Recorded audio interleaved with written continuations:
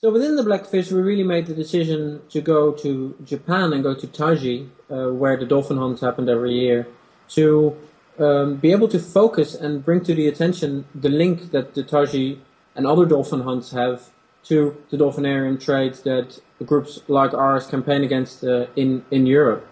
And really, Taiji, there's about 2,000 animals get killed every year, and we really, we know that a lot of a certain amount of these animals end up being selected, taken away from their family members that then get slaughtered, and they're being put in separate pens before they're transported around the world to whoever pays the money.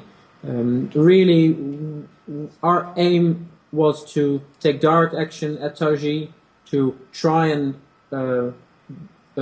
as best as we could, try and release dolphins, and at the same time, let the world know and let people know about this link. Yeah, so the action we actually did was we had a team of people went to Taiji. They did about 2 to 3 weeks of surveillance. They were there most nights. They pretty much worked undercover. They didn't have much contact with anybody else there, and really to try and estimate the amount of dolphins going in these pens when they're transported, and keeping logs of this. And there was one moment where the security guard and fishermen that are supposed to guard these pens that left, and the reason was because the weather one night was getting so bad. There was a thunderstorm, lots of lightning, very, very heavy rainfall, and this was for us a really good opportunity to try and cut the nets around these pens, and that was kind of what we decided to do.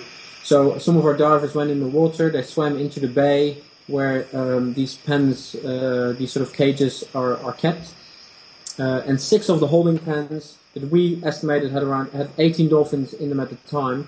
We cut very big holes in these nets to really give the best possible chance for these dolphins to swim out. Well, the interesting thing about the opinion of Japanese people about things, not only around Taiji but also around whaling, is that a lot of these issues are not very known. The media pretty much in Japan has so far kept a pretty good lid on these kind of stories, and actually more and more is coming out. Our story also received quite a bit of attention from the mainstream Japanese media, which is actually quite surprising. So I think a lot of there's quite some organizations that do very good work in Japan to try and raise awareness, among the Japanese public, and that's very, very important because ultimately change will come from within Japan as well as due to outside pressure.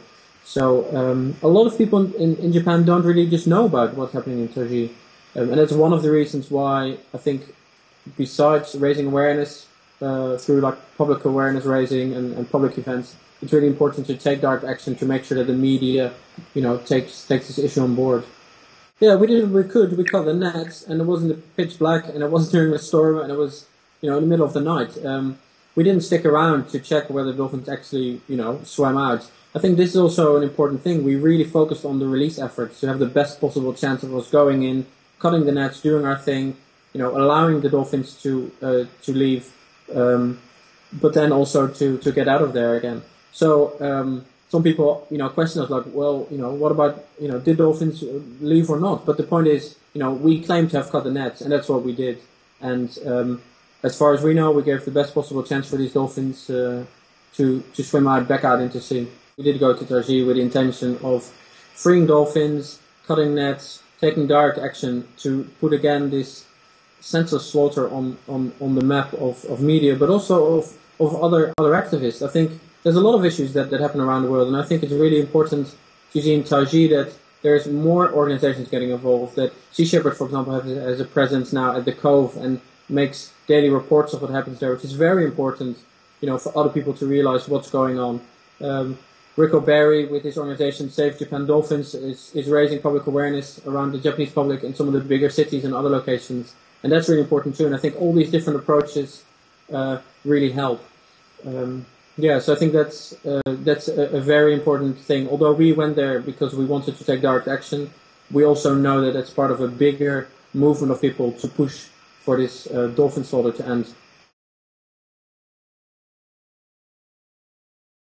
Well, cutting the nets might be illegal. I think it is a far, far bigger crime what's happening to these dolphins in Taiji. We're talking about 20,000 dolphins that are slaughtered every year for their meat. A lot of these dolphins end up in the dolphinarium trade. That is the crime. The crime that is committed is against these beings, these animals that will end up, their lives either as packed meat, or they'll end up their entire lives to work, to entertain humans. And I think there's another really, really important thing is that people need to understand that what's happening in Taiji has very close links with the dolphinariums that people may visit, nearby in their own, in their own locality. Places like SeaWorld, places like dolphinariums around Europe, places like that have resorts where aquariums are kept, where other animals. But most of these animals in aquariums come from the wild. These are wild animals. They don't belong there. So I think that's very important that, that people make that link. If people have seen the Cove, they need to understand that a lot of this industry also relies on animals being taken to places near, near where you live. Where maybe before you were thinking of taking your children to for like a day out. People need to understand the kind of, the links, the consequences of the things they're supporting closer to home.